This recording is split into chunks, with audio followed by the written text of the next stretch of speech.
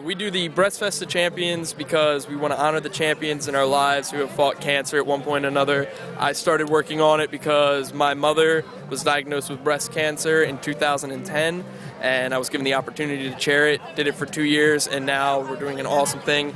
All the proceeds go directly to breast cancer research, so hopefully one day we can help in finding a cure.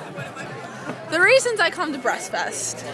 The first one is that my aunt is a breast cancer survivor, so I feel it's a heavy situation in my heart. Also, a friend of mine runs the whole shindig, so I feel like I need to support him in his cause.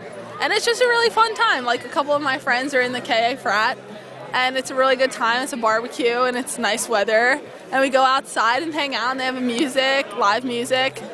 And they have a breast cancer survivor speaker that explains their situation, and you really feel for them. My cancer, when all was said and done, cost hundreds of thousands of dollars for the treatment.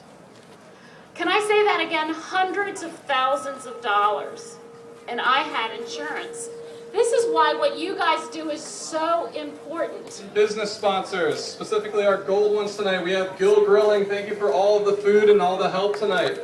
Thank you also to Party for all the tables and chairs. Thank you Delivery.com for some more food. University Teas, Maryland Book Exchange, Lime Mexican Grill, and Pepsi. Thank you all for sponsoring this event. I feel it's a really good cause. It's something that I definitely support.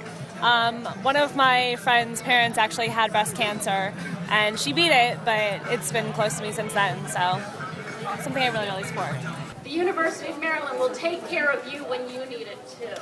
So embrace your time here at Maryland. And embrace your time here at the 4th Annual Breast Fest.